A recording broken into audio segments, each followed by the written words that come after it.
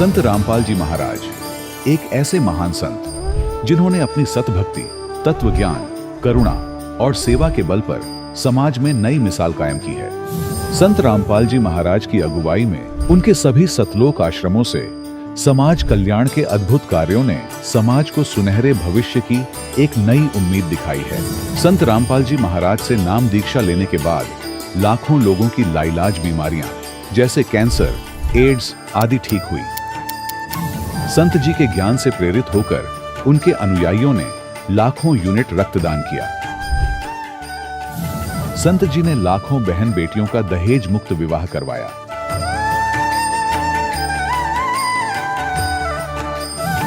संत जी ने लाखों लोगों का नशा छुड़वाया, करोड़ों उजड़े परिवार बसे। संत जी के आश्रमों में समागम के दौरान निःशुल्क नेत्र चिकित्सा, दंत चिकित्सा प्रदान की जाती है। संत रामपाल जी महाराज द्वारा समय समय पर पर्यावरण संरक्षण के उद्देश्य से बड़े स्तर पर वृक्षारोपण किया जाता है। संत जी ने जरूरतमंदों को तत्काल राहत पहुंचाने के लिए एम्बुलेंस सेवा शुरू की। संत जी अपने अनुयायियों को देहदान के लिए प्रेरित करते हैं, जिससे मानवता की सेवा और चिकित्सा क्षेत्र में सुधार हो सके। संत रामपाल जी महाराज के सभी आश्रमों में हर रोज निःशुल्क भंडारा आयोजित किया जाता है, जहां हर वर्ग, हर जाति और हर धर्म के लोग एक साथ बैठकर भोजन करते हैं।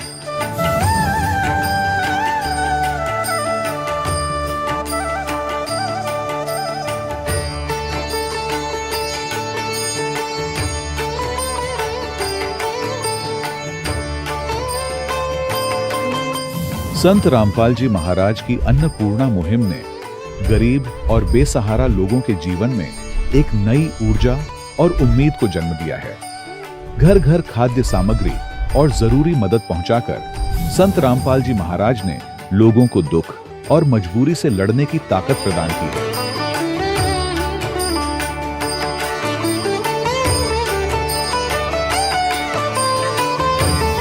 संत रामपाल जी महाराज द्वारा गरीब लोगों के लिए घर बनवाने का अद्भुत कार्य एक ऐसी मिसाल कायम कर रहा है जो सदियों सदियों संत जी की उदारता और दया भावना के तौर पर जाना जाएगा।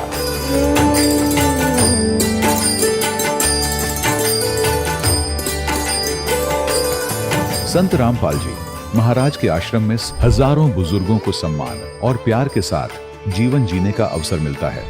उनके खाने, रहने और स्वास्थ्य की पूरी जिम्मेदारी संत रामपाल जी महाराज उठाते हैं। अनाथ बच्चों के लिए संत रामपाल जी महाराज के सभी आश्रम किसी वरदान से कम नहीं। यहाँ उन्हें शिक्षा, संस्कार और भविष्य के लिए बेहतर अवसर प्रदान किए जाते हैं। चाहे बाढ़ हो, भूकंप या महामारी, संत रामपाल जी महाराज और उनके अनुयायी हमेशा ही जरूरतमंदों के लिए सबसे आगे खड़े रहते हैं। कोविड महामारी के दौरान संत रामपाल जी महाराज के आश्रमों से करोड़ों लोगों के लिए भोजन, दवाइयां और जीवन रक्षक सामग्रियां उपलब्ध कराई गई। चाहे गरीब की मदद हो या किसी शोषित और पीड़ित वर्ग के हक और सम्मान की लड़ाई, संत रामपाल जी महाराज ने हमेशा ही उनकी दबी आवाज को सरकारों तक पहुंचाया है और उन्हें उचित न्याय दिलवाने में अहम भूमिका अदा की है। समाज में आध्यात्मिक और सामाजिक मूल्यों के प्रति जागरूकता लाने में संत रामपाल जी महाराज हर कदम पर मानवता के सच्चे सेवक साबित हुए हैं। संत रामपाल जी महाराज का जीवन हमें सिखाता है कि सच्ची सेवा वही है जो निस्वार्थ भाव से की जाए। आइए हम भी इस महान सेवा के कार्य में इस महान संत से जुड़ें और संत रामपाल जी महाराज से नाम दीक्षा लेकर अपने जीवन को धन्य बनाएं।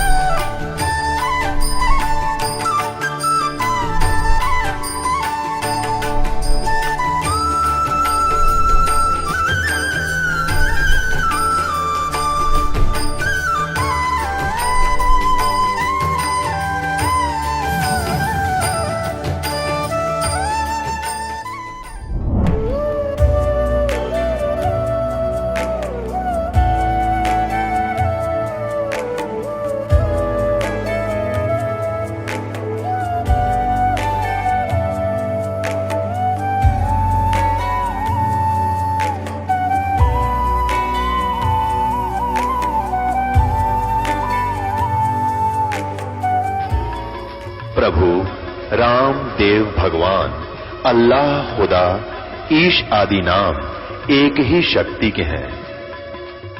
वो कैसा है, कहां है, कैसे मिलता है, किसने देखा है?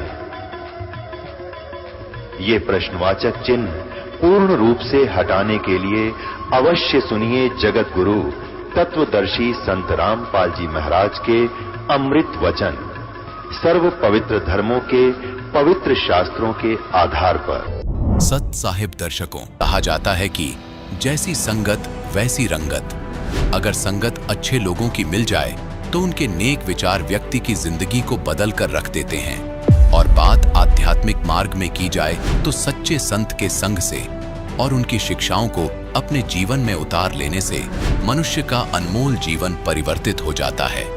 ऐसी ही एक जीवन परिवर्तन की सच्ची कहानी है फरीदाबाद हरियाणा के भगत सिंह जी की। पहले तो ये पारंपरिक मनमानी पूजा साधना ही करते आ रहे थे, जिससे इनकी जिंदगी पर कुछ ज्यादा प्रभाव नहीं पड़ा। एक दिन एक व्यक्ति ने विश्व के एकमात्र सच्चे संत रामपाल जी महाराज जी के सत्संग प्रवचन चलाए हुए थे, जो भगत सिंह जी ने भी सुने। संत जी द्वारा उजागर किए गए सृष्टि रचना के प्रमाण और उनके नेक विचारों ने भगत सिंह जी की जिंदगी को भी प्रभावित किया। इन्हें अपने जीवन में न केवल आध्यात्मिक लाभ मिले, बल्कि उनके पूरे परिवार को शारीरिक लाभ भी मिले। इनकी बेटी को लाइलाज रोग कैंसर के लक्षण थे, जो कि अब बिल्कुल स्वस्थ है, और पारिवारिक कलह समाप्त होने के साथ ये नशे से भी मुक्ति पा चुके हैं। अब सुनिए भगत सिंह जी की जुबानी उनके जीवन परिवर्तन की यह प्रेरणादायक कहानी। सर नमस्कार। सर नमस्कार। सर क्या नाम है आपका? सर मेरा नाम भगत सिंह है। सर कहाँ से आए हैं आप? जी मैं ग्राम मुजेसर, जिला फरीदाबाद, हरियाणा से बिलोंग करता हूँ। सर संत रामपाल जी महाराज जी से नाम दीक्षा कब लिया आपने? सर मैंने 2015 अक्टूबर में संत रामपाल जी महाराज से नाम दीक्षा ग्रहण की। संत रामपाल जी महाराज जी से नाम दीक्षा लेने से पहले आप क्या भक्ति साधनाएं करते थे? सर संत सतगुरु रामपाल जी महाराज की शरण में आने से पहले मैं अन्य देवी देवता भक्त राम, कृष्ण, हनुमान, शेरावाली सभी और पितर जो श्राद्ध निकालने सभी पूजाएं करता था, जो हमारे बुजुर्ग करते आए थे। सर आप संत रामपाल जी महाराज जी से कैसे जुड़े? सर 2015 में हमारे कॉलोनी में एक आदमी किराए पर रहने के लिए आए, किराएदार। वो रात को अकेला था, सिक्योरिटी गार्ड था। रात को मेरी दुकान थी तो मेरी दुकान में ही आके वो सोता था सर। तो वो सत्संग चलाता रहता और मैं वो सत्संग सुन के बात बहुत इम्प्रेशन मेरे पे हुआ, तो मैंने संत रामपाल जी महाराज के शरण में आने का फैसला कर लिया। सर ऐसी कौन सी बातें आपको सत्संग में सुनने को मिली जिससे आपको लगा कि संत रामपाल जी महाराज जी से नाम दीक्षा लेनी चाहिए? सर सत्संग हम सुन रहे थे कि ब्रह्मा विष्णु महेश के माता पिता, समझ लो कि सृष्टि रचना चल रही थी। और मैंने आज से पहले हम काफ़ी मंदिरों में, मतलब कि रामेश्वरम तक भी ये दास गया था, लेकिन कभी भी हमें ये सब किसी गुरु ने नहीं बताया।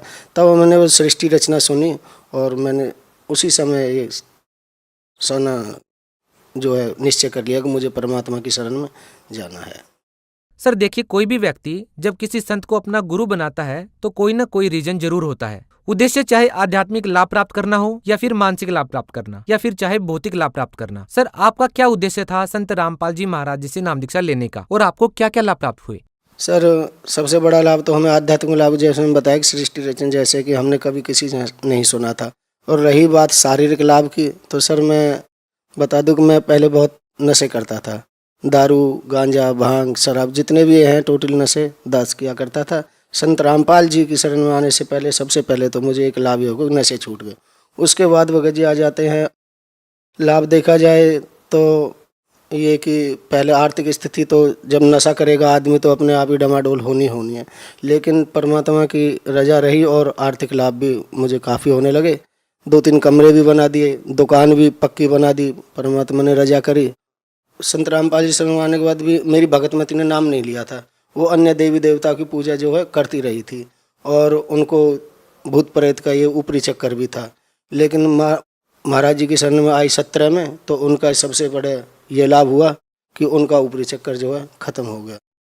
वो शरण में आई, नाम उपदेश लिया। उस समय जब हम आए थे तो असुर निकंदन रमेनी, राक्षसों का नाश करने वाली आरती जो है चल रही थी, और हमने आए और वो आरती के समय ही 5 मिनट में ही थोड़ा खेला कूदी हुई, उसके बाद बिल्कुल एकदम स्वस्थ हो गई। उसके बाद अभी तक उसे कोई ऐसी परेशानी नहीं हुई है। और जी मेरी एक 10 साल की लड़की थी, उसको एक यहाँ पे सर फोड़ा हुआ, तो डॉक्टरों ने कहा कि रिपोर्ट तो बाद में आएगी, लेकिन यह है कि इसको लगता है लंबी बीमारी है, कैंसर जैसे कह देते हैं कि इसको कैंसर की संभावना है। तो मैं शाम को घर गया तो वो बोलने लगी, पापा मुझे मरना नहीं है। मैंने कि बेटा ऐसी क्या बात होगी जो क्या नाम है आप एकदम से ऐसा कह रही हो। वन कि मैं आज डॉक्टर के यहाँ मम्मी लेके गई थी हॉस्पिटल में, तो डॉक्टरों ने कहा कि इसको एक कैंसर जैसी बीमारी है हमें लगता है। तो मैंने कि हमें मरना नहीं है। मैंने कि बेटा आपको कुछ नहीं होगा, चलो मालिक के समय। मैंने आए और परमात्मा से उनको नाम दीक्षा दिलाई, और भगत जी जब हम रिपोर्ट लेने के गए तो उसमें कुछ ऐसी बीमारी नहीं आई, और वो फोड़ा नाम लेते ही वहीं के वहीं अपने आप 3 दिन में अपने आप बैठ गया। ना कोई दवाई ना कोई गोली ली भगत जी। सबसे बड़ा लाभ ये भी हुआ हमें। सर देखिए, ये हिंदुस्तान है, यहाँ पर ज्ञान देने वालों की कमी नहीं है। इतने सारे धर्मगुरु हैं, हम कह सकते हैं कि हजारों लाखों धर्मगुरु हिंदुस्तान में ज्ञान देने के लिए बैठे हैं, लेकिन समाधान किसी के पास नहीं है। सर क्या आपको ज्ञान के साथ साथ संत रामपाल जी महाराज जी ने समाधान भी दिया? जी हाँ बिल्कुल सर, मुझे ज्ञान के साथ साथ समाधान भी मिला। जो हमारे मन में जो प्रश्न आए उनके तुरंत के तुरंत हमको जवाब या तो हमारे भक्त लोगों ने या हमें सत्संग के माध्यम से बिल्कुल तुरंत मिला। सर आप उन लोगों को क्या कहना चाहेंगे जो लोग चाहते हैं कि वो नशा छोड़ दें? कोई नहीं चाहता कि किसी के घर में कलह हो, लेकिन लाजमी है कि जो लोग नशा करते हैं, पारिवारिक कलह उनके घर में बहुत ज्यादा हो जाती है, वो लोग चाहकर भी नशा नहीं छोड़ पाते। उन लोगों को आप क्या कहना चाहेंगे, वे लोग नशा कैसे छोड़ सकते हैं? सर जी मैं उन लोगों को यही संदेश देना चाहूँगा कि मैं खुद नशा मुक्ति केंद्र में भी रह के आया था, लेकिन वहाँ जाने के बाद भी मेरा नहीं नशा छूटा। लेकिन सतगुरु संत रामपाल जी महाराज की शरण में आने के बाद मेरा नशा छूट गया। तो कृपया संत रामपाल जी महाराज की शरण में आएं और अपना कल्याण कराएं। बहुत बहुत धन्यवाद। सत साई। दर्शकों, अभी आपने सुने संत रामपाल जी महाराज से दीक्षा प्राप्त करके सुखी हुए भक्त के अनुभव। अब देखिए जगत गुरु तत्वदर्शी संत रामपाल जी महाराज के मंगल प्रवचन। और काल भी स्वामी है। जैसे एक जेल का सुप्रिटेंडेंट, वो जेल का स्वामी है, अपने सुप्रिटेंडेंट साहब भी है, ऐसे ही ये काल साहब है, 21 ब्रह्मांड का स्वामी है, या एक जेल है, यो जेल का सुप्रिटेंडेंट साहब है, ये समझ लो। तो ऐसी ऐसी इसने 21 जेल बना रखी है, एक ब्रह्मांड भी ये जेल है।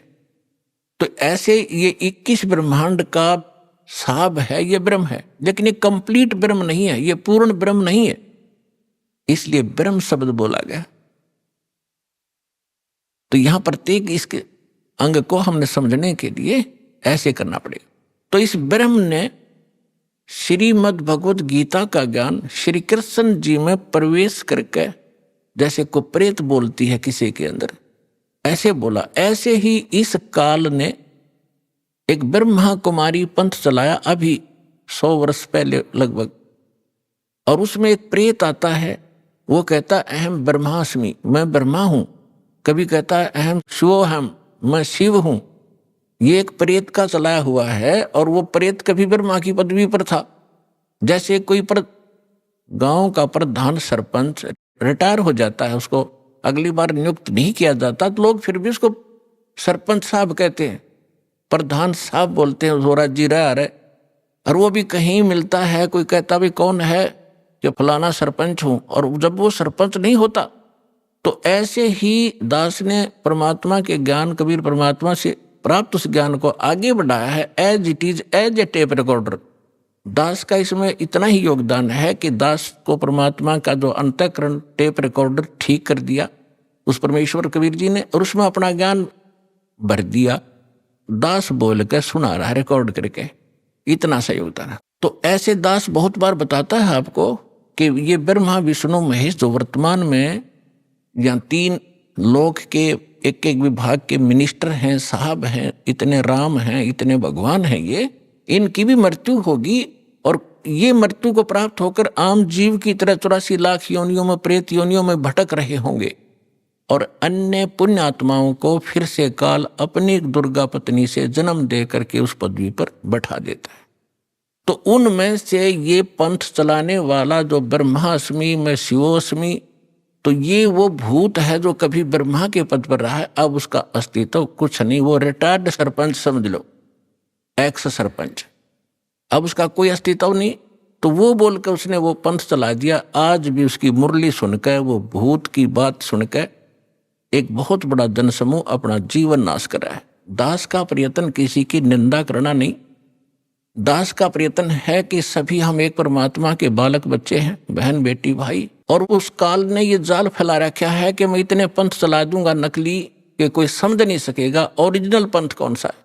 तो दास ऐसा प्रयत्न कर रहा है कि जैसे पहले के, अभी बहुत बार होती रहती है घटनाएं कि कोई 500,000 के नोट नकली छाप देता है और सरकार को जो पता चलता है तो दोनों ओरिजिनल और डुप्लीकेट दोनों के दोनों मीडिया के माध्यम से, समाचार पत्रों के माध्यम से उनकी पहचान कराई जाती है कि ये इस टाइप का डुप्लीकेट है, ये ओरिजिनल है। तो सरकार निंदा नहीं कर रही होती, एक महापरोपकार करती है। तो दास का यही प्रयत्न समझ लेना कि हमारे जो यथार्थ सदग्रंथ हैं वो तो हमारे ओरिजिनल नोट हैं, ओरिजिनल सदग्रंथ हैं, और उसके अतिरिक्त कोई अनुभव बता रहा है, कोई मार्ग चला रहा है, वो डुप्लीकेट है, वो हानि हो रही उनके जीवन की। तो दास ने कोई शौक नहीं है किसी की, इसको आप आलोचना का नाम देते हो तो आपकी बुद्धि अच्छी नहीं है, आपको अध्यात्म ज्ञान नहीं है। तो इसी प्रकार ये काल ने स्वयं, इसमें श्री कृष्ण जी के अंदर स्वयं काल प्रवेश कर गया। श्री कृष्ण भी ये 3 लोक के प्रभु हैं, एक विभाग के। इसके अंदर आम प्रेत नहीं प्रवेश कर सकता, इनके अंदर, इनमें इतनी पावर होती है। तो उनके अंदर काल स्वयं आया और उसने गीता का ज्ञान दिया। तो यहां ब्रह्म बोल रहा है इस गीता को। अब हम परम अक्षर ब्रह्म कहेंगे, उसको पूर्ण ब्रह्म कहेंगे, जो इससे अन्य परम शक्ति है, और उसको हमने पाना है। अब क्या कहा है कि वो सच्चिदानंद घन ब्रह्म ने अपने मुख कमल से, गीता ज्ञानदाता स्वयं कह रहा है, उस धार्मिक अनुष्ठानों की जानकारी विस्तार के साथ कही है, और उसको तत्व ज्ञान कहते हैं। और उस ज्ञान को प्राप्त करके प्राणी सभी कर्मों से मुक्त हो जाता है, वो छुटकारा पा लेता है, उसका पुनर्जन्म नहीं होता। चौथे अध्याय के 34वें श्लोक में कहा कि अर्जुन, उस तत्व ज्ञान को जो परमात्मा स्वयं आकर अपने मुख कमल से वो वाणी बोलता है, वो तत्व ज्ञान है। उस तत्व ज्ञान को, उसको सूक्ष्म वेद भी कहा है। उस तत्व ज्ञान को तू तत्वदर्शी संतों के पास जाकर समझ, उनको दंडवत प्रणाम करने से, कपट छोड़कर सरलता पूर्वक प्रसन्न करने से वो तत्वदर्शी संत तुझे उस परमात्म तत्व का, अर्थात तत्व ज्ञान का उपदेश करेंगे। अब 15वें अध्याय के प्रथम मंत्र में उस तत्वदर्शी संत की पहचान भी बता दी है कि जो संत उल्टे लटके हुए संसार रूपी वृक्ष के, ये संसार रूपी वृक्ष है अर्जुन, ऊपर को जड़ है वो तो पूर्ण परमात्मा है, पूर्ण ब्रह्म है, जिस तो सबका धारण पोषण करता है। 15वें अध्याय के 1 से लेकर 4 श्लोक में और 16-17 श्लोक में 3 पुरुष, 3 भगवान, 3 ब्रह्म स्पष्ट किए हैं। सरपुरुष कहो, सरब्रह्म कहो, ये तो काल है। सर माने नासवान, ये 21 ब्रह्मांड का स्वामी, ये सरब्रह्म है। और दूसरा अक्षर ब्रह्म, अक्षर पुरुष कहो, चाहे प्रभु कहो, स्वामी कहो, राम कहो, ब्रह्म कहो, ये 7 शंख ब्रह्मांड का स्वामी है। इसकी आयु बहुत लंबी है, लेकिन इसकी भी मृत्यु है, इसलिए इसको भी अक्षर पुरुष कहा है, ये चिरस्थायी है। और फिर तीसरे नंबर का जो परमात्मा है, परम अक्षर ब्रह्म कहलाता है, वो बताया उत्तम पुरुष तु अन्य, जो 17वें श्लोक में कहा 15वें अध्याय के, उत्तम पुरुष तु अन्य परमात्मा इति उदाहरता, ये लोग तरम अविश्य विवर्ती अवैश्वर है, वो परमात्मा इन दोनों से अन्य है, जो 15वें अध्याय के 16वें श्लोक में सरपुरुष और अक्षर पुरुष कहे हैं। इनसे कोई अन्य है वो परमात्मा जो सबका धारण पोषण करता, 3 लोकों में प्रवेश करके। 15वें अध्याय के प्रथम श्लोक में बताया कि ऊपर को जड़ और नीचे को शाखा वाला ये उल्टा लटका हुआ संसार रूपी पीपल का वृक्ष समझो, एक फॉर एग्जाम्पल दिया है।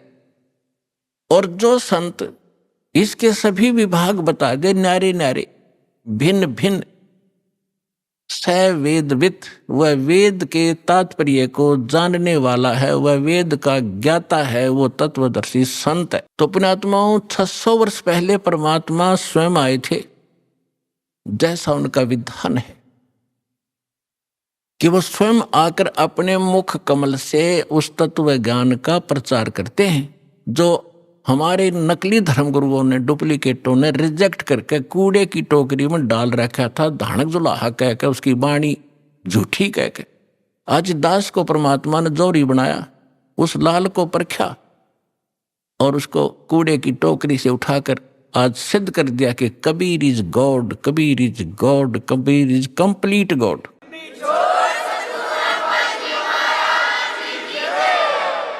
और जिसको पाकर उसके बच्चे आज धनी हो रहे हैं, पूर्ण अध्यात्म धन से वो परिपूर्ण होते जा रहे हैं, जो उनका सुख का मूल है। और शास्त्र विद साधना दुख की मूल होती है, जो आज तक हम सभी करते रहे। अब जो प्रसंग चल रहा है उसी पर आते हैं कि परमात्मा ने 600 वर्ष पहले आकर कहा था, अक्षर पुरुष एक पेड़ है, निरंजन वाकी डारे, तीनों देवा शाखा है, भाई पात रूप संसारे। अक्षर पुरुष एक पेड़ है, सरपुरुष वाकी डार, और तीनों देवा उसके आगे शाखा हैं, ये पात रूप संसार। तो परमात्मा ने मूल को छोड़ दिया, जो जमीन से बाहर दिखाई देता वो सारे पार्ट बता दिए। तना उसको अक्षर पुरुष समझो, उसे तने से मोटी डाहर निकले उसको सरपुरुष, और सरपुरुष के आगे फिर वो 3 शाखाएं हों, रजगुण ब्रह्मा सतगुण विष्णु तमगुण शिव जी, ये शाखा समझो। इतना बता दिया। और पात रूप संसार, फिर इस दास को भेजा ये बताने के लिए कि मूल कौन है। ये जड़ वही है सब, जो सबका धारण पोषण करता है, सबका उत्पन्न करने वाला है, सबका संरक्षक है, जो सर्व सुखदायी है, जो परम अक्षर ब्रह्म, जो अविनाशी परमात्मा है, वो वही है। अब दास ने बताया कि इसमें परमात्मा को पहचानने में दोनों पहलू काम करेंगे। एक तो हमारी थ्योरी, हमारा जो सिलेबस पाठ्यक्रम, और साथ में प्रैक्टिकल। पाठ्यक्रम बता रहा है और फिर वो प्रैक्टिकल, जिन्होंने प्रैक्टिकल किया, उन महापुरुषों ने जिनको भगवान मिले, सचखंड लेकर गए, सतलोक ले गए, फिर वापस छोड़ा, उनमें से 6-7 शुभ नाम दास के याद हैं। आदरणीय धर्मदास साहिब जी, गांव बांधवगढ़, मध्य प्रदेश, और आदरणीय मलुकदास साहिब जी, आदरणीय नानक साहिब जी, जो सिख धर्म के प्रवर्तक माने जाते, आदरणीय दादू साहिब जी, आदरणीय गरीबदास साहिब जी, गांव छुरानी, जिला झज्जर, हरियाणा वाले, आदरणीय गीसा दास साहिब जी, गांव खेखड़ा, उत्तर प्रदेश वाले, आदरणीय स्वामी रामानंद जी, काशी वाले। तो इन महापुरुषों में से आदरणीय गरीबदास साहिब जी के विषय में दास बताना चाहेगा। उन्होंने कहा कि हम सुल्तानी नानक तारे दादू को उपदेश दिया, जात जुलाहा भेद न पाया, वो काशी माहे कबीर हुआ। अनंत कोट ब्रह्मांड का एक रति नहीं भारे, सतगुरु पुरुष कबीर हैं, ये कुल के सिरजनहारे।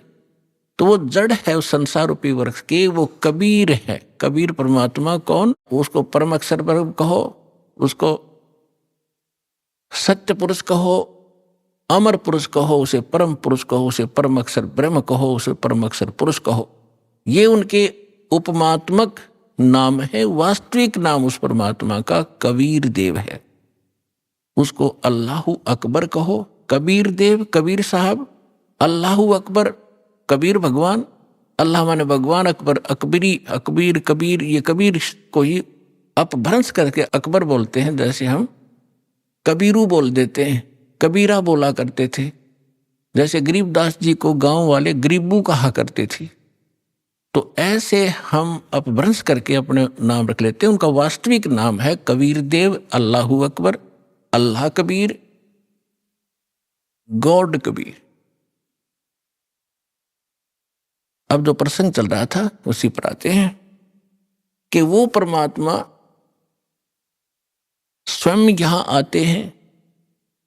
अब इसमें दोनों पहलू साथ चलेंगे कि जिनको भगवान मिले उन्होंने प्रैक्टिकल किया, और जो हमारे सदग्रंथ आज तक हमें ज्ञान दे रहे थे, हमारे धर्मगुरु समझ नहीं सके, वो हमारा दुर्भाग्य और उनका भी दुर्भाग्य कहेंगे, क्योंकि वो उनकी बुद्धि काल के वश थी। अब हम सतगुरु शरण में आ गए तो हमारे ऊपर काल की जकड़ नहीं रही, इसलिए आप इस ज्ञान को समझ रहे हो।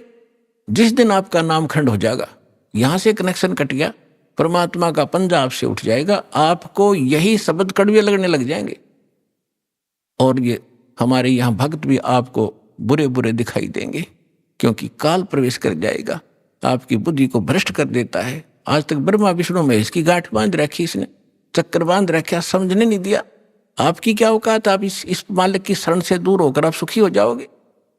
जून का महीना हो और एसी रूम से बाहर निकल कर कोई सुखी हो सकता है? चाहे शराब पी कर चाहे निकले जा बाहर, गली में पड़ा रहो, बेशक वो कहा रहो शराब के नशे में कोई बहुत सुखी हूं, अब सुखी हूं, खाक सुखी है, रेत में पड़ा पसीने आए पड़े, झागा रे मुख में। तो ऐसी दशा उन लोगों की जो भगवान से दूर हटकर इस काल के खेमे में खेल खेल रहे हैं। चाहे वो भक्ति कर रहे हैं, वो भक्ति भी नकली, या संसारिक सुख प्राप्त करने के लिए वो को प्रयास कर रहे हैं, क्योंकि इस काल की साधना से सुख हो ही नहीं सकता। सुख होगा तो इस परमात्मा की ही रजा से, इस साधना से होगा। आदरणीय गरीबदास साहिब जी ने प्रैक्टिकल बताया, अजब नगर में ले गए हमको सतगुरु आने, अजब नगर में ले गए हमको परमेश्वर आने। आन माने आके, अजब नगर में, ऐसे अजब कमाल के लोक में लेकर गए भगवान मुझे खुद आकर के, और जल के बिंब अगाध गति हम सूते चादर ताड़े। अजब नगर में ले गए हमको सतगुरु आण, यानी वो सतगुरु भी हैं, वो भगवान भी हैं। जो सतगुरु होता है, सच्चा ज्ञान जो देता है भगवान ही देता है, भगवान ही सच्चा ज्ञान दे सकता है। तो उनको सीधे भगवान मिले थे, सतगुरु कहो चाहे परमेश्वर कहो। अजब नगर में ले गए हमको परमेश्वर आने, आन माने आके, ये हमारी देसी भाषा हरियाणा की लैंग्वेज में लिखा ग्रंथ है। और जल के बिंब अगाध गति वहां सूते चादर तान, चादर तान के सोना, यानी कति निश्चिंत हो जाना, बेफिक्र होकर सोना। एक मुहारा है यहाँ देसी कि अच्छा चादर तान के सोए है, सारे काम कर लिए। तो इस तरह कहते हम तो निश्चिंत हो गए कि साधना हमारी सत भगवान मिल गए, आंखों सतलोक देख लिया, सत साधना करते रहेंगे, गलती हम करें नहीं, हम निश्चिंत हो गए। हमारे अंदर कोई अब शंका नहीं रही कौन भगवान है और क्या उसको प्राप्त करने का मेथड है, वो सब कंप्लीट प्राप्त हो गया, आंखों देखा। तो दास आपको इतना ही दृढ़ करना चाहता है, देखो माता पिता अपनी बिटिया का विवाह करते हैं तो वो जाकर लड़के वाले का घर भी देखते हैं, उसकी प्रॉपर्टी से भी परिचित होते हैं, अन्य थर्ड पर्सन से भी पूछते हैं, फिर वो आकर घर बताते हैं कि हम जो लड़का देख कर आए हैं उसके ये बिजनेस है, उसके ये व्यापार है, इतनी उसको प्रॉपर्टी है। तो लड़की को कोई डाउट नहीं होता क्योंकि पिता बता रहा है, थर्ड पर्सन कहे तो शायद शंका हो जा। तो इसी प्रकार उस परम पिता ने आके आपको ज्ञान दिया है कि जहां तुम जाओगे वहां क्या क्या सुख सुविधाएं हैं, तो आपको डाउट नहीं रहना चाहिए। और फिर साथ के साथ अपने गवाह भी तैयार कर रखे। अब लड़की नू कह मैं जाकर देख के आऊंगी तो वह भी एक बात है, देखा पिताजी झूठ नहीं बोल रहे। तो इसी प्रकार आप जी ने एक नेक भक्त का भी आचरण एक दिखाना है कि जो दास बोल रहा है वो किसी डूम भाट के गीत नहीं है, गॉड गिवन स्पिरिचुअल नॉलेज है, एच इट इज, जो भगवान ने बताया। और जिन महापुरुषों को भगवान मिले उन जो का तो सेकंड किया, हमारे सदग्रंथ बता रहे। अब आपको श्रीमद् भगवत गीता से परिचित कराया, और विशेषकर हिंदू समाज तो जो भगवान की तरफ में पहले से ही लगे हैं, तो उन्होंने तो गीता का पाठ रोज कर ही रखा तकरीबन। दास एक बार 2003 के अंदर उदयपुर के अंदर सत्संग कर रहे थे, थोड़ी सी संगत होती थी, और टीवी पर दास दिखा रहा था, बता रहा था, एक बहन सुन रही थी। उसमें प्रोजेक्ट सिस्टम नहीं था, केवल टीवी ही पर हम दिखा रहे थे। टीवी पर थोड़ी बहुत दूर दिखा करते, थोड़े आदमी बैठा करते। उसके तुरंत बाद हमने प्रोजेक्ट ले लिया था भक्तों ने। तो सत्संग कर रहा था, उसमें बताया सारा कुछ, गीता को दिखाया। फिर मैं नीचे आकर, एक चारपाई डली थी, उस पर बैठ गया। 10-20 भगत, कुछ शंका समाधान वाले, कुछ दीक्षा के इच्छुक आकर बैठ के। तो एक बहन कहने लगी, जी मैं तो व्रत करती हूँ, शुक्रवार का मैं छोड़ूंगी नहीं। मैंने कहा, बहन आप गीता को मानते हो? कहा, गीता डेली पढ़ती हूँ। मैंने कहा, 6 अध्याय के 16वें श्लोक में गीता जी में लिखा है कि अर्जुन, ना तो ये साधना, ये योग आदि खाने वाले की सफल हो सकती, और ना बिल्कुल न खाने वाले की, बिल्कुल ना खाना, व्रत रखना, और ना ज्यादा जागने वाले की। लोग दिखावा नहीं होगा, मैं 4-2 बजे उठ लेता हूँ, प्रसाद ना करता हूँ और सोता ही नहीं रात में। नहीं, नाम उठत ना हम बैठत, नाम सोवत जागवे, नाम खाते नाम पीते, नाम सेती लागवे। ठीक है, जो वृद्ध हैं, जिनको काम नहीं, किसी टाइम उठो और बैठो, करो सेवा साधना। लेकिन सारा दिन मेहनत करने वाला आदमी कैसे उठ लेगा? 2 बजे 10 बजे सोया हुआ, या 11 बजे सोने पाओ आजकल। तो कहने का भाव यह है कि ना घना जागने वाले का, ज्यादा सोने वाला भी मूर्ख है। संध्या पढ़कर सो उठा 9 बजे, वो क्या भक्ति करेगा?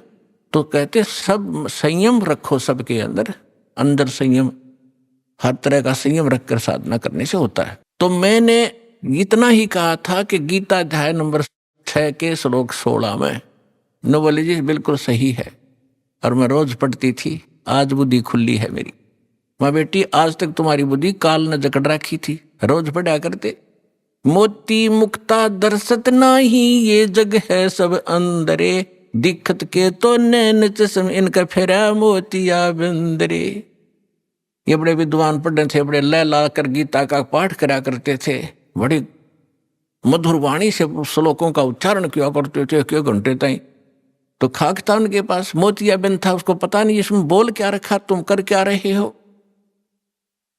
तो आज दास तो बता रहा है कि बुद्धिमान भक्त हैं, और इन्होंने गीता और इनको खूब पढ़ा हुआ है, और परमात्मा की शरण में आने से आपकी बुद्धि ओपन हो जाती है, काल का प्रेशर प्रभाव हट जाता है, आप खूब आसानी से सोच लेते हो और समझ सकते हो।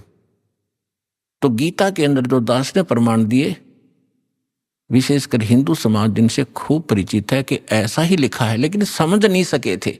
आप विद्यार्थी, अगर विद्यार्थी सिलेबस समझ ले तो फिर टीचर की क्या आवश्यकता है? फिर आप पे पढ़ जाते सारे। तो टीचर इसलिए बनाए जाते हैं कि सब अनुभव करते हैं, सिलेबस को पढ़ते हैं, फिर बच्चों को सुनाते, फिर प्रैक्टिकल करवाते हैं। थ्योरी से प्रैक्टिकल होता है, एज इट इज होगा, बिल्कुल सही होगा। अब आपको सुनाते वेदों से। वैसे वेद, चारों वेदों का सारांश श्रीमद् भगवत गीता है, लेकिन इस मन के अंदर ज्यादा ही अड़ंगा भर दिया इन अज्ञानियों ने, तो वेद भी पैरेलल साथ लेने पड़ेंगे। परमात्मा की पहचान क्या है, वो क्या करता है? अब जैसा अभी आपने पाठ प्रकाश के समय सुना कि सतलोक से चलकर आए, वो परमात्मा सतलोक से चलकर आए कबीर जी। और गरीबदास जी भी कहते हैं कि अलल पंख अनुराग है सुन मंडल रहे थीर, दास गरीब उधारिया में सतगुरु मिले कबीर, और अजब नगर में ले गए हमको सतगुरु आन। धर्मदास जी कहते हैं सतलोक से चलकर आए काटन यम की जंजीर। मुलुकदास जी भी कहते हैं कि अमरलोक से चलकर आए काटन यम की जंजीर। तो इसी प्रकार सभी महापुरुषों ने जिनको परमात्मा मिले हैं, रामानंद जी ने कहा कि 2 ठोर है एक तू, भया एक से 2, और गरीबदास हम कारणे तुम आए हो मगजो, वहां से चलकर आए हो। मगजो माने यो सफर तय करके आए हो, इतना लंबा हमारे लिए आए हो। अब वेद क्या बताते हैं? ऋग्वेद मंडल नंबर 9 सूक्त 86 के मंत्र 26 और 27 में, ऋग्वेद मंडल नंबर 9 सूक्त 82 मंत्र 1, 2, 3 में, ऋग्वेद मंडल नंबर 9 सूक्त 54 के मंत्र 3 में, ऋग्वेद मंडल नंबर 9 सूक्त 94 के मंत्र 1 में, ऋग्वेद मंडल नंबर 9 सूक्त 95 मंत्र 2 में, ऋग्वेद मंडल नंबर 9 सूक्त 96 यानी 96 के मंत्र 16 से लेकर 20 में, फिर ऋग्वेद मंडल नंबर 9 और सूक्त 1 के मंत्र 8 और 9 में। और भी अनेक स्थानों पर बहुत सारे ढेर सारे प्रमाण हैं, लेकिन ये हमें पर्याप्त हैं इतने मंत्र परमात्मा को पहचानने के लिए।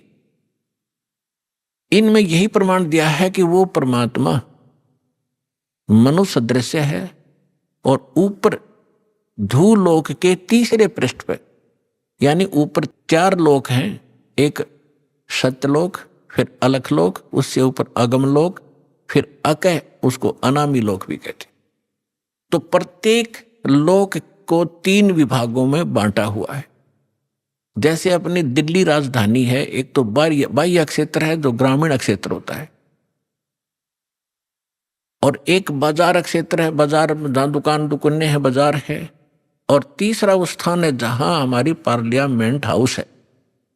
तो ऐसे बताया है कि वो धूलोक, धू माने उस तेजो में पृथ्वी सतलोक में वो परमात्मा राजा के समान सिंहासन पर विराजमान है, सिर पे मुकुट है, देखने में वो राजा जैसा लगता है और वहां रहता है। ऐसा ही परमेश्वर ने खुद बताया है, ऐसा ही महापुरुषों ने जिनको भगवान मिले उन्होंने बताया है कि उस परमात्मा के एक रूम में बाल कहो, बाल का छिद्र कहो जो रोमकूप कहलाता है, करोड़ सूर्य मिला दे, करोड़ चंद्रमा, इतनी रोशनी उस मालिक की, वो भी फीकी पड़ जाए। और जब वो परमात्मा यहाँ आता है अपने रूप को सरल करके आता है। गरीबदास जी कहते हैं तेज पुंज अन्य दे धर के इस विध हमको भेंट ही, इस तरह हमें आकर मिलते हो परमात्मा। ये वेद कह रहे कि वो परमात्मा अपने रूप को सरल करके अच्छी आत्माओं को मिलते हैं, नेक आत्माओं को जो दृढ़ भक्त होते हैं, जो उसके वचन का पालन करते हैं, अटल खड़े हो जाते हैं उसके वचन पर, उनको मिलते हैं। उनको किस उद्देश्य से मिलते हैं? ज्ञान देने के लिए। और फिर वो परमात्मा एक कवि जैसा आचरण करते हैं, कवियों की तरह, कविताओं के माध्यम से, लोकोक्तियों के माध्यम से, दोहा दोहावलियों के माध्यम से अपने तत्व ज्ञान का प्रचार बोल बोल के अपनी अमृतवाणी में वो करते हैं, सुनाते हैं। उसको लिपिबद्ध कर लिया जाता है, वो सच्चिदानंद घन ब्रह्म की वाणी कहलाती है।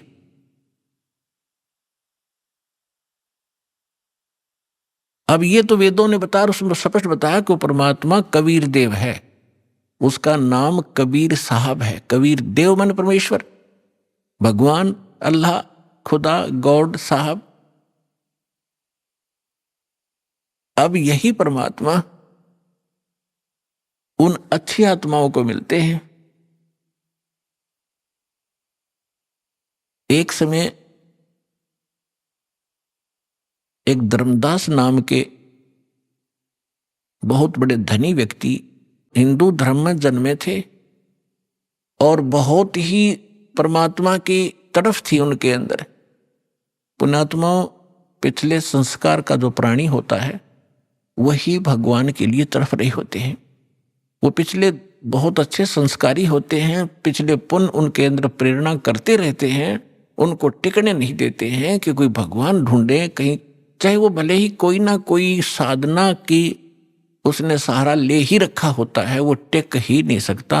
चाहे वो हनुमान पूजा, चाहे गणेश जी की पूजा करे, और चाहे वो कितना मंदिर मस्जिद गुरुद्वारों में जाता हो, या कोई गीता वेद का कोई पाठ श्लोक करता हो, वो टिक नहीं सकता। चाहे कोई व्रत रख रहा है या चाहे कोई तपस्या कर रहा है, वो डले ढोता ही रहता है, उसके बस की बात नहीं। तो इसी प्रकार जैसा जिस वर्ण में जन्म हुआ, उन परंपरागत साधनाओं की करते करते भी उसके अतिरिक्त यदि कोई और मार्गदर्शन करने वाला मिल जाता है तो वो भी स्वीकार करता है और उसको प्रारंभ कर देता। धर्मदास जी गांव बांधवगढ़ मध्य प्रदेश के रहने वाले थे। और इतने रिच मैन थे वो, इतने धनी व्यक्ति थे। कहते हैं जब कभी उस अक्षेत्र के राजा के ऊपर प्राकृतिक आपदाएं आ जाती थी, जैसे फ्लड आ जाना या सूखा गिर जाना, महामारी के कारण लोगों की अस्थि हो जाना, तो वो धर्मदास जी के पिता और दादा से वित्तीय सहायता प्राप्त किया करते थे राजा लोग। ये बताना दास का इसलिए अनिवार्य है कि इतना धनी होते हुए और जो व्यक्ति भगवान की तरफ में, तो धन्य है उसके माता पिता दिल से जन्म हुआ। अब वर्तमान में हम क्या देख रहे हैं, छोटी सी कोई पोस्ट मिल गई और कहीं कोई सरकारी उपाधि उसको प्राप्त पद मिल गया, खुद साहब बन बैठा। अकल मारी गई इस जीव की, काल ने इसकी रोल मार रखी है और कल को मृत्यु होकर परसों गधा बन जाएगा। वो साहब के ऊपर फिर कौवे खा रहे होंगे, इसकी कमर को खोद रहे होंगे।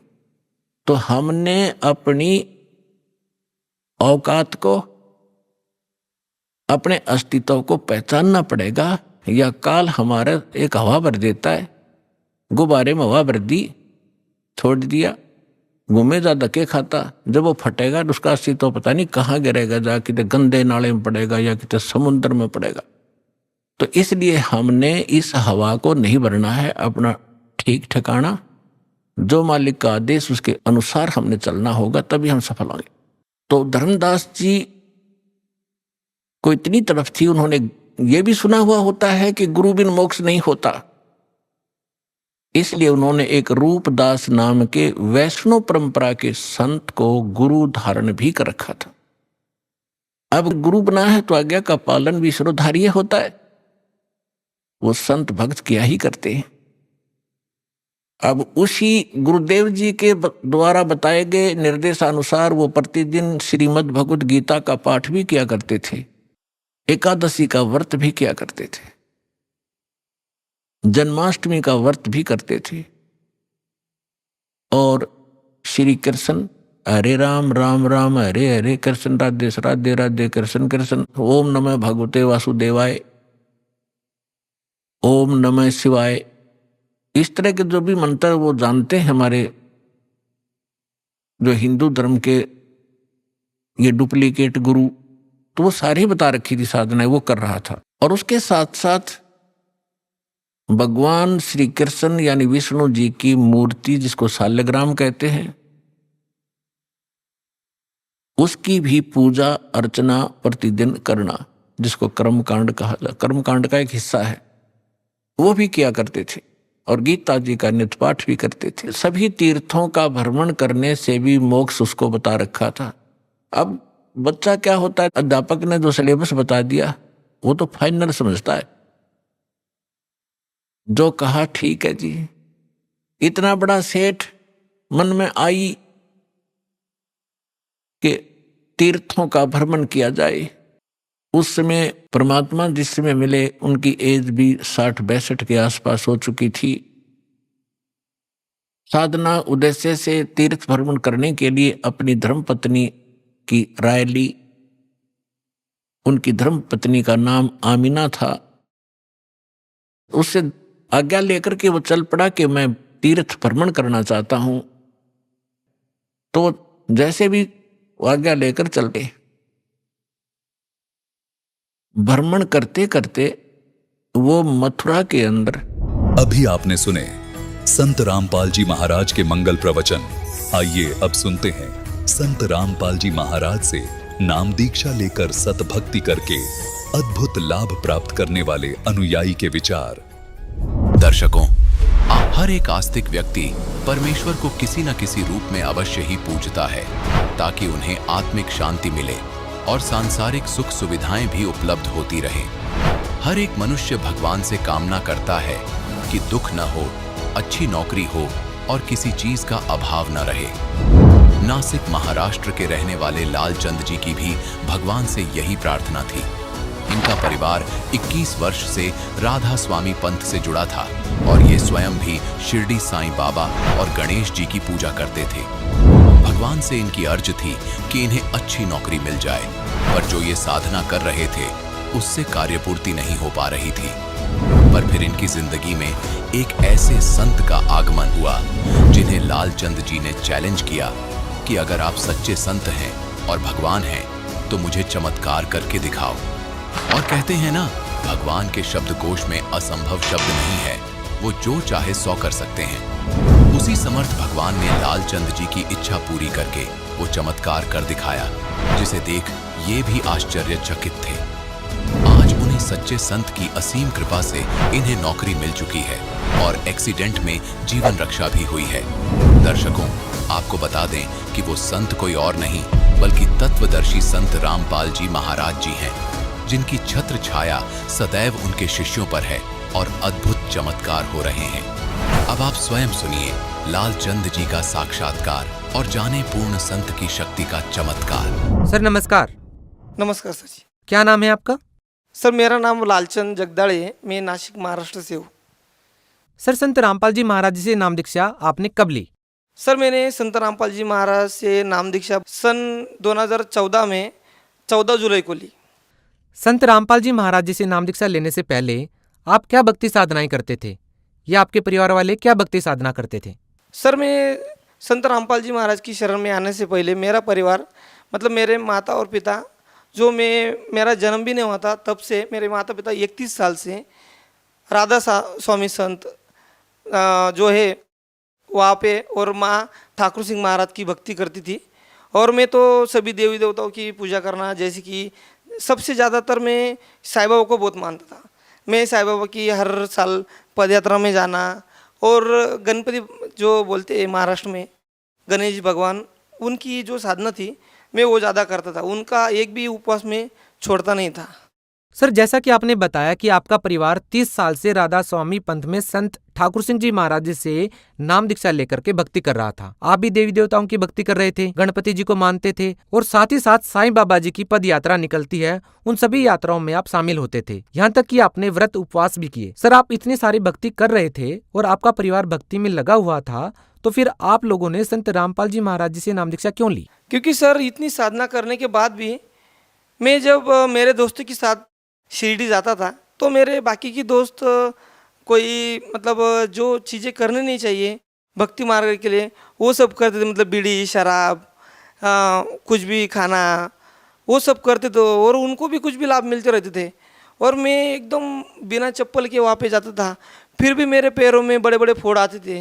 मैं परेशान हो गए थे कि मैं साईं बाबा को कहता था कि अगर आप इतना इनको लाभ दे रहे हैं, ये तो सब कर रहे हैं, तो मेरे साथ ऐसा गलत क्यों? तो मैंने सोचा कि मतलब यहाँ पे कुछ तो गलत हो रहा है। और उसके बाद मेरे बड़े भाई की शादी जम रही तो हमको एक पंडित जी ने कहा कि आप एक काम करो, आप नासिक में जो त्र्यंबकेश्वर है वहाँ पे एक उनकी पूजा करवाओ, फिर उनकी शादी जम जाएगी। फिर बाद में ऐसा हुआ कि मेरे बड़े भाई और माता पिता जी ने उन्होंने ऐसे सोचा कि अपने 2 पैसे बच जाएंगे, इसलिए उन्होंने हमारे जलगांव की तरफ एक आमलर में एक महादेव जी का मंदिर है, वहाँ पे वो साधना कर ली, वहाँ पे वो पूजा करवा दी।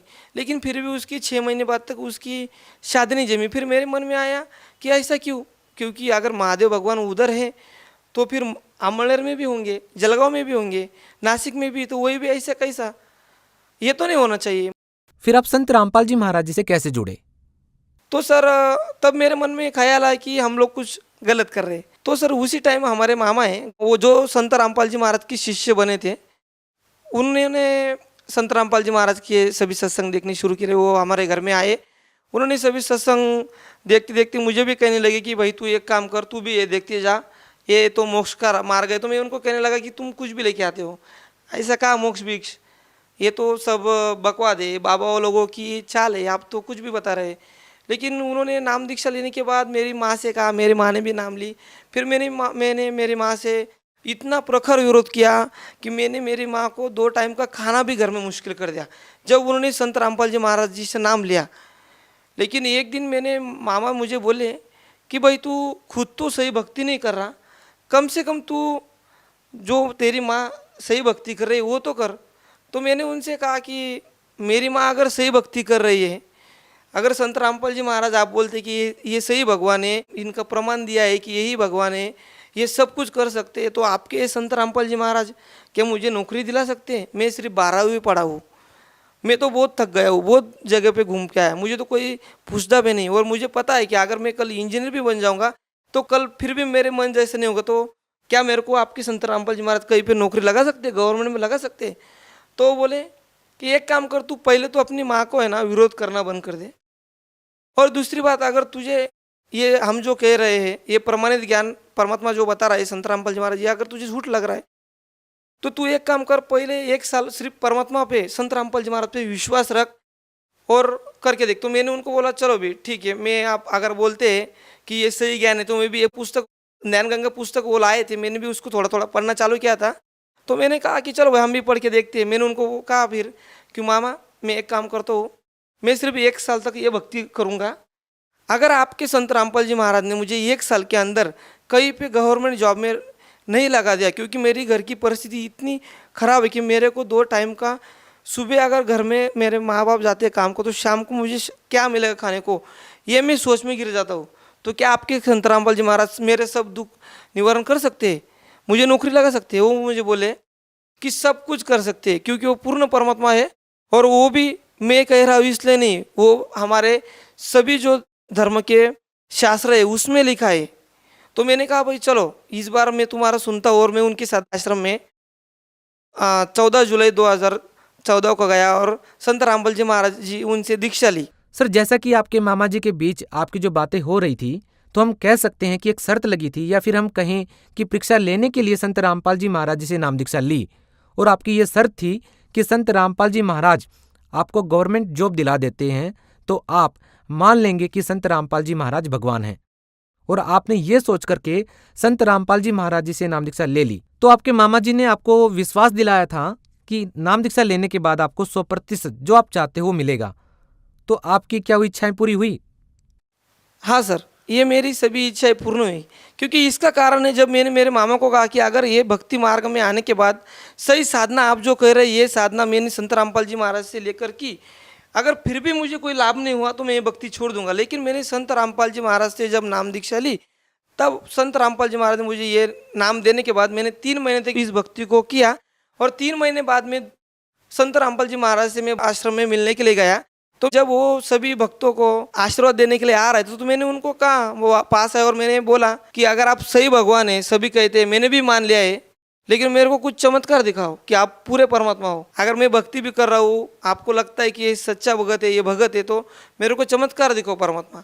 तो संत रामपाल जी महाराज मेरे पास आए और हंसे और मेरे सिर के ऊपर हाथ रखा। तो मेरे को ऐसा लगा जैसे कि मेरा अंग पूरा एकदम ढीला हो गया, सभी मेरे टेंशन दूर हो गए, ऐसा लगा। और उस टाइम मैंने संत रामपाल जी महाराज को नमस्कार किया और वहाँ से मैं पीछे आया। तो बस 10 मिनट बाद मेरे बड़े भाई का मुझे फ़ोन आया। उसने मुझे कहा कि भाई तू ज़रा 2-4 दिन पहले हरियाणा से रिटर्न चला, क्योंकि तुझे एक बम्बई हाईकोर्ट से एक ऐसी पोस्ट है, उसके लिए कॉल लेटर आया है, तू अगर जल्दी आएगा तो अच्छा होगा। तो मैंने जल्दी से जल्दी वहाँ से निकला, परमात्मा को दंडवत किया, शाम का भोजन किया और रात की गाड़ी से मैं वहाँ से निकला।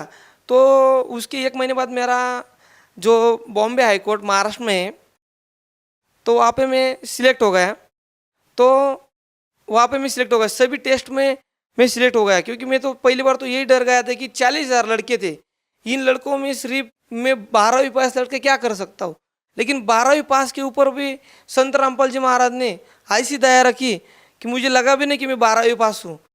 12 की परीक्षा पास होने के बावजूद मैं पास हो गया वहाँ पे। और उसके बाद 9 जनवरी 2015 को जो बॉम्बे हाईकोर्ट की प्यून सिपाही की जो लिस्ट लगी, उसमें मेरा नंबर आया। उसमें भी मेरे एक दोस्त ने मुझे फ़ोन करके बताया कि भाई तू ये तेरा सिलेक्ट नहीं हुआ है, तू कुछ फ़ायदा नहीं तेरा जाके। तो मैं ज़रा डर गया कि ऐसा कैसे होता है, क्योंकि संत रामपाल जी महाराज ने मुझे सामने चमत्कार दिखा है, वो तो गलत नहीं होगा।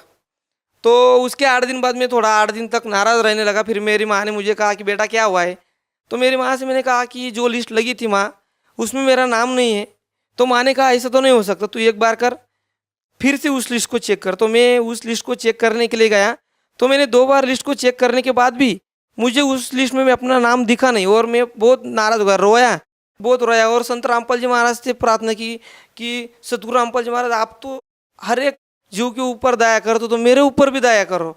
तो मैंने संत रामपाल जी महाराज से ऐसी प्रार्थना करने के बाद बस 10 मिनट बाद मैंने उसी लिस्ट को देखा, तो मेरा उस लिस्ट में 35 नंबर पे नाम आया और मैं उस पोस्ट के लिए पात्र बन गया। 40,000 जो फॉर्म आए थे लड़के थे, उनमें से मैं 35 नंबर पे सिलेक्ट हो गया। ये सदगुरु रामपाल जी की हिदायत थी कि जो मैं उस लिस्ट में सिलेक्ट हो गया। उसके बाद सर जी ये तो हुआ अपना मतलब आर्थिक लाभ, जिससे मेरे परिवार में थोड़ी परिस्थिति अच्छी हुई, लेकिन इससे बड़े बड़े लाभ मुझे और संत रामपाल जी महाराज का ज्ञान अच्छे से समझने लगा। मैं उनके सत्संग सुनने लगा।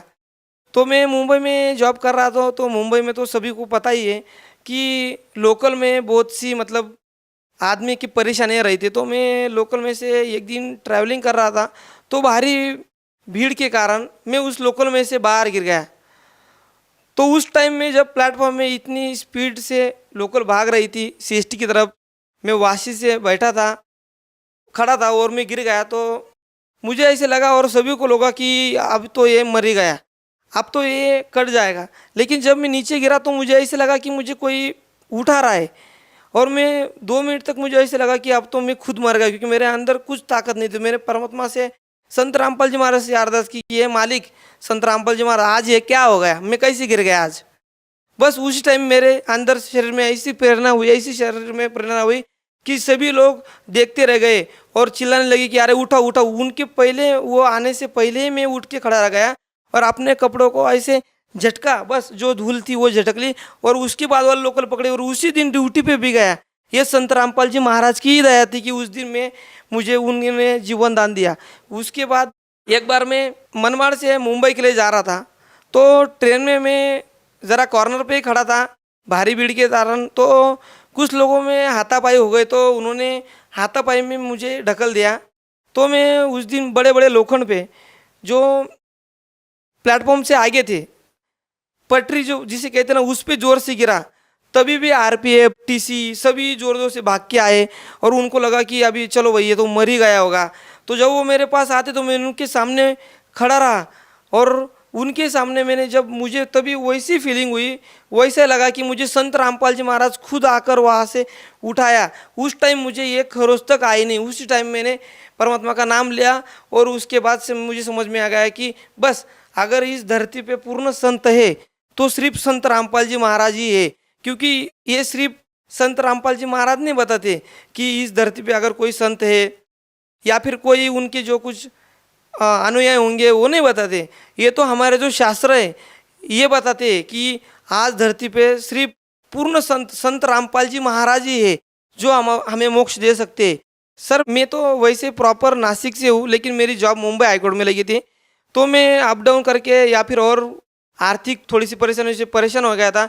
तो मैंने संत रामपाल जी महाराज यहाँ पे संत रामपाल जी महाराज के आश्रम में फ़ोन किया। वहाँ पे बताया कि मेरी ऐसी प्रॉब्लम है, मेरी 2 साल से ट्रांसफ़र के लिए एप्लीकेशन, लेकिन कुछ प्रोसेस नहीं है, सब जीरो है, तो क्या होगा। और बस उसके 1 महीने बाद ही संत रामपाल जी महाराज की दया से मेरी नासिक जिले में ट्रांसफ़र हो गई। आज मैं अपने जिले में ही अपने घर से सिर्फ 8 किलोमीटर पे अपनी जॉब कर रहा हूँ। सर आप भगत समाज को क्या संदेश देना चाहेंगे? सर मैं भगत समाज को संदेश तो नहीं सकता, लेकिन उनके ये दास मतलब विनती करेगा कि अगर इस धरती पे कोई पूर्ण परमात्मा है तो सिर्फ संत रामपाल जी महाराज है। और ये बाकी के लोग नहीं कहते, ये हमारे घरों में शास्त्र है जिनको हमने आज तक कभी खोला नहीं, वो कह रहे। इतना ही कि हमें जो बाकी नकली जो गुरु बता रहे उनके वो जो पढ़ रहे धर्म ग्रंथ हमारे, उसी में परमात्मा बताया कि ये संत रामपाल जी महाराज इस धरती पे आए, वही पूर्ण परमात्मा है और वही हम सबको मोक्ष दिला सकते हैं। बस इतना मैं कहना चाहूँगा। जी धन्यवाद। नमस्कार सर जी।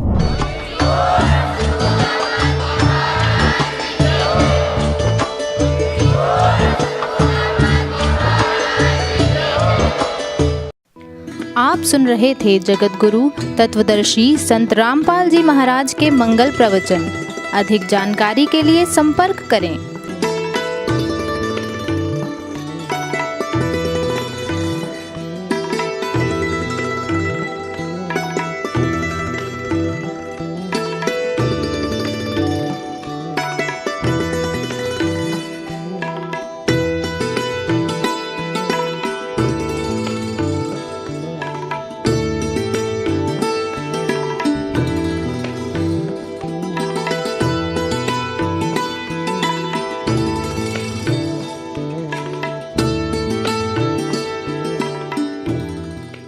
जगत गुरु तत्वदर्शी संत रामपाल जी महाराज जी के पावन सानिध्य में भक्ति की अलख जगाने तथा श्रद्धालुओं को सत्य भक्ति मार्ग का रास्ता दिखाने हेतु कनाडा के लोकप्रिय channel the TV NRI channel पर जगत गुरु तत्वदर्शी संत रामपाल जी महाराज जी के मंगल प्रवचनों का प्रसारण प्रतिदिन सुबह 7:30 बजे से 8:30 बजे तक तथा रात्रि 7:30 बजे से 8:30 बजे तक किया जा रहा है। इस सत्य भक्ति मार्ग को अपनाने के लिए अधिक से अधिक सत्संग प्रसारण देखें। इस सत्संग प्रवचन का सीधा प्रसारण संत रामपाल जी महाराज लाइव सत्संग YouTube चैनल और जगत गुरु संत रामपाल जी महाराज फेसबुक पेज पर भी देख सकते हैं।